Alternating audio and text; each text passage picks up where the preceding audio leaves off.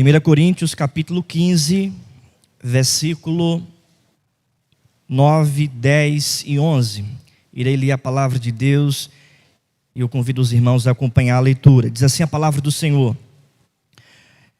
porque eu sou o menor dos apóstolos, que mesmo não sou digno de ser chamado apóstolo, pois persegui a igreja de Deus. Mas, pela graça de Deus, sou o que sou.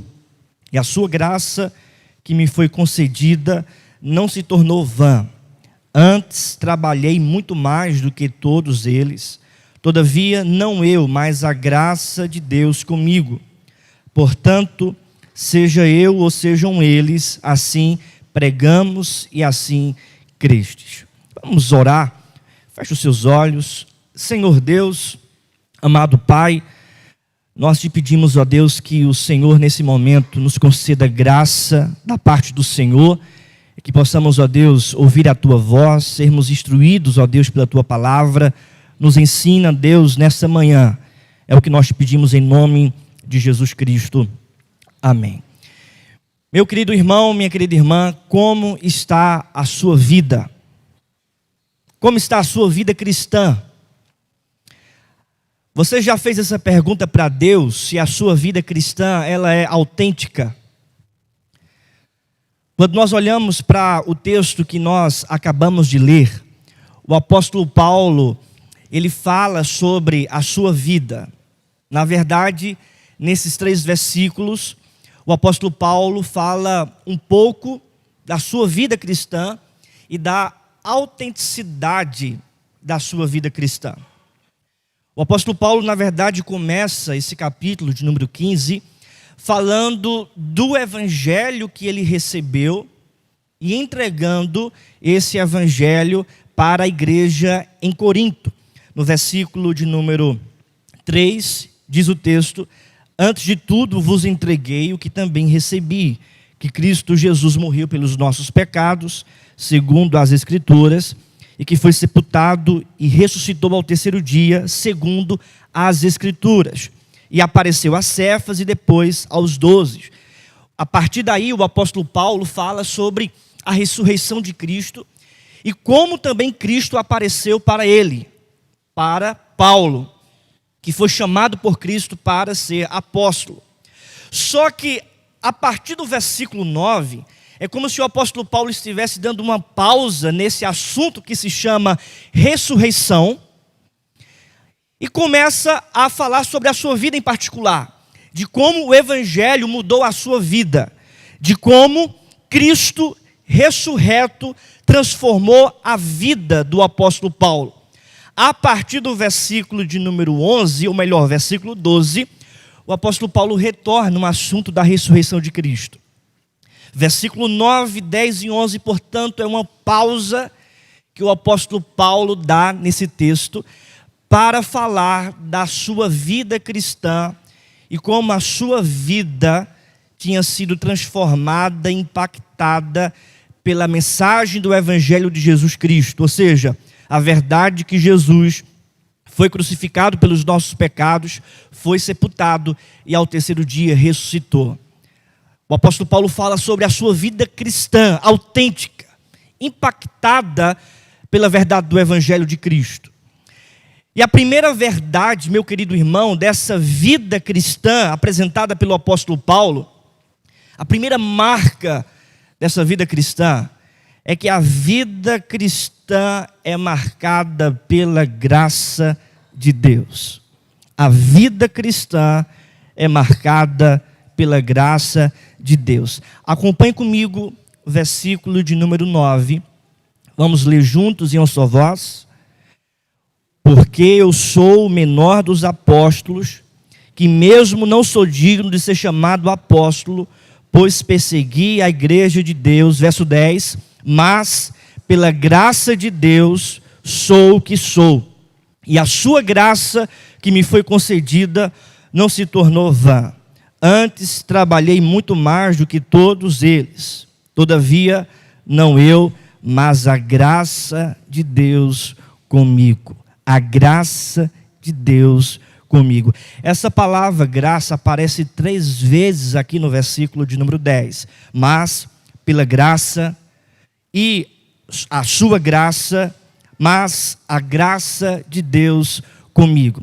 Em outras palavras, o apóstolo Paulo dá uma pausa nesse assunto da ressurreição para falar que a vida dele foi marcada pela graça de Deus.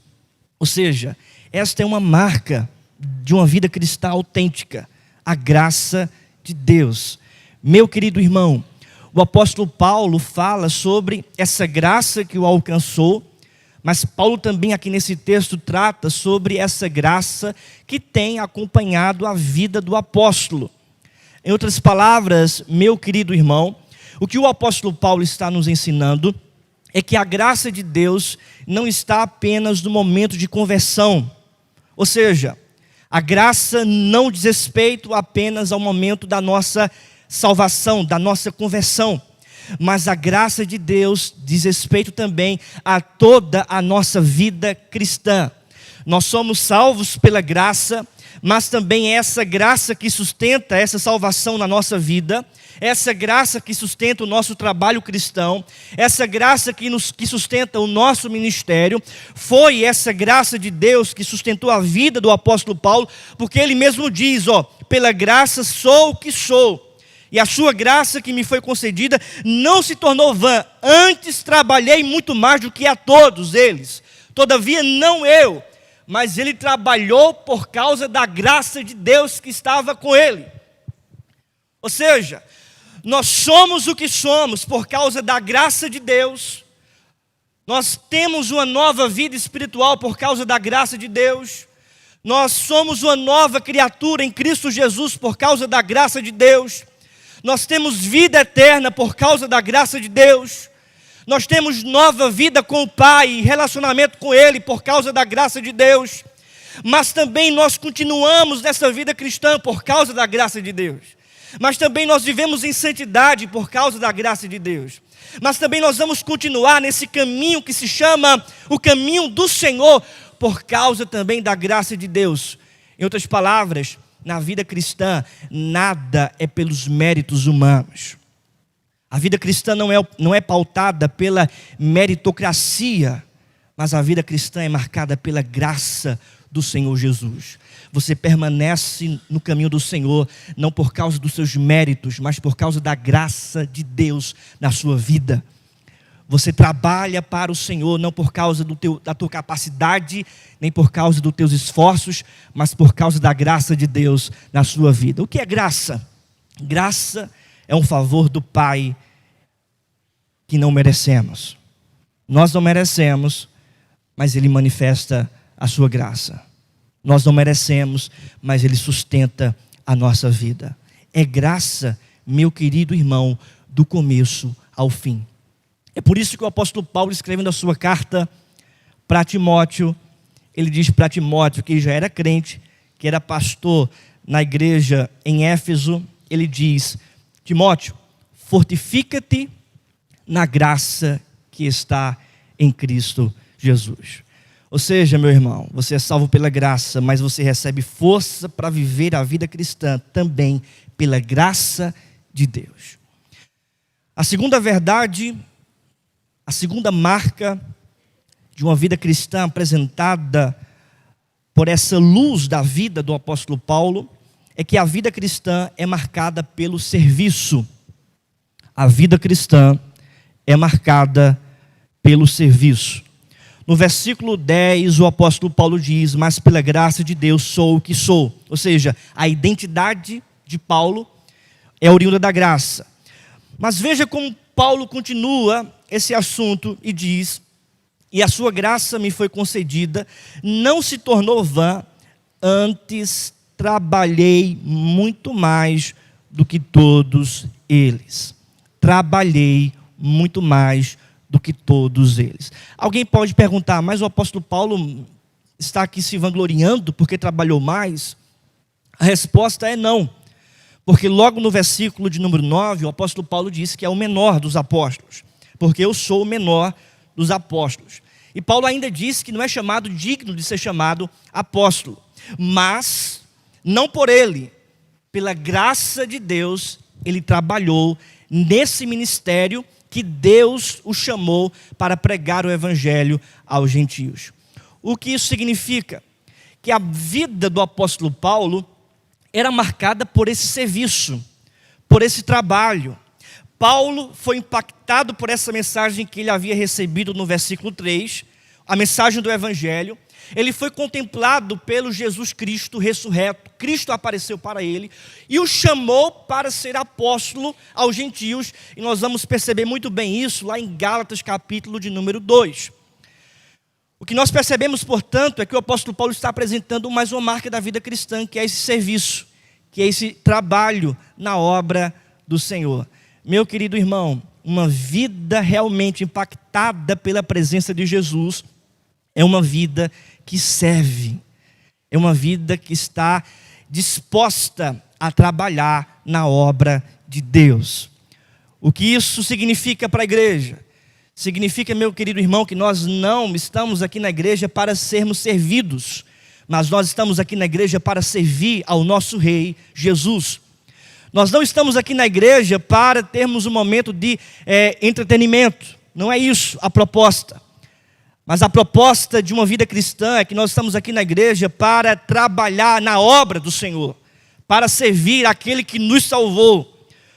Nós não estamos nesse mundo para abrir franquias de igreja e ter mais uma proposta de igreja aí na cidade de Caruaru. Essa não é a proposta do evangelho.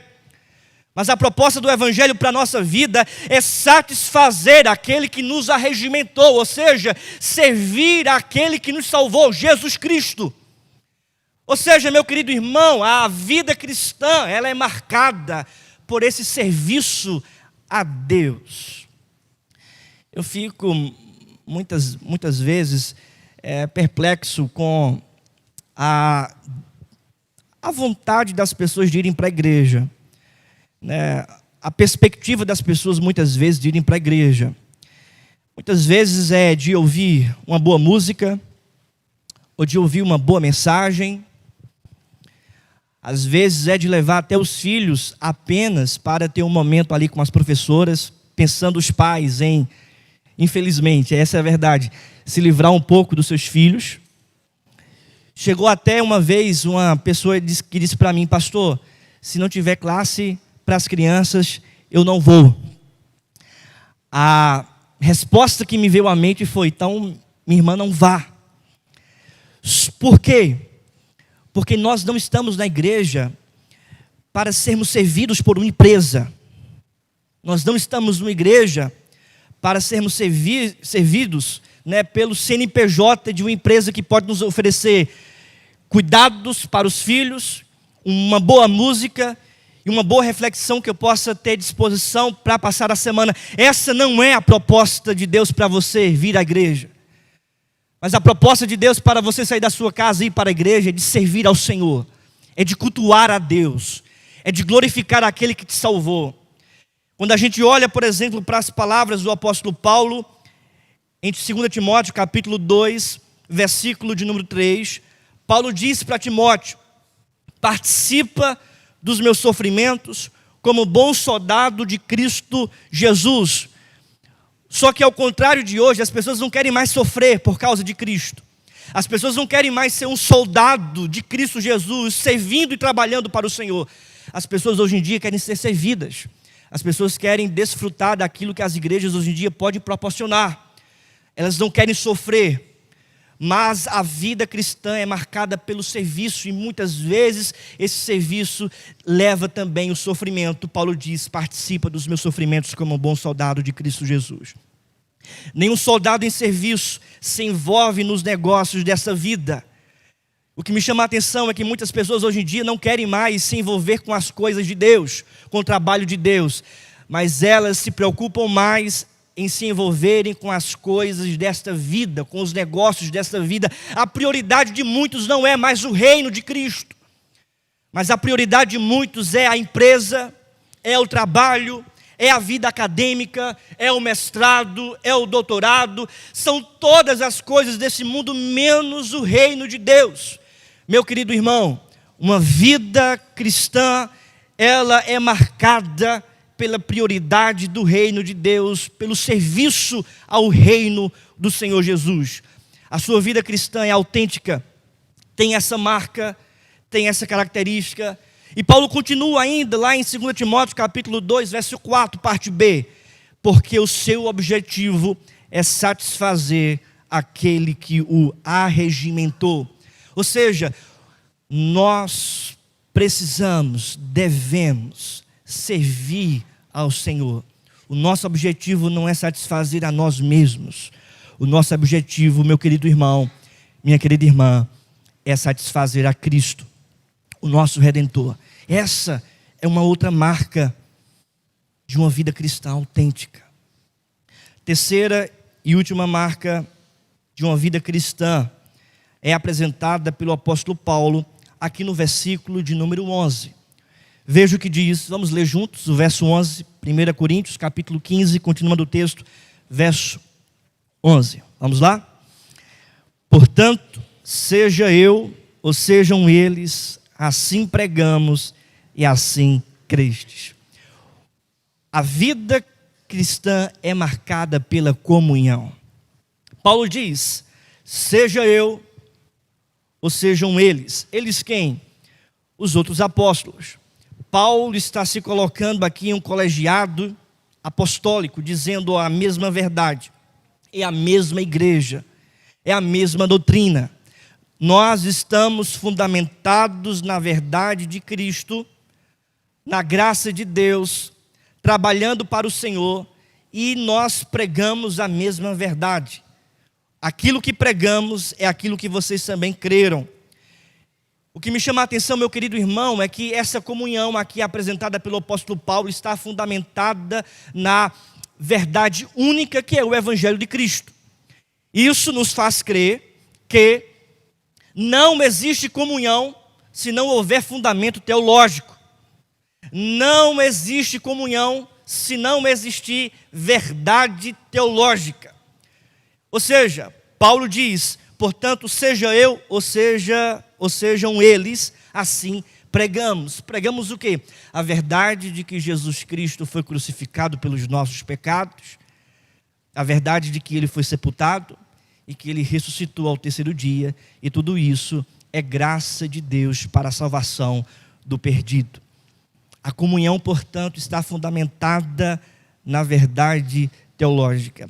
Antes de existir a afabilidade entre os irmãos e irmãs, deve existir verdade, fidelidade no Evangelho.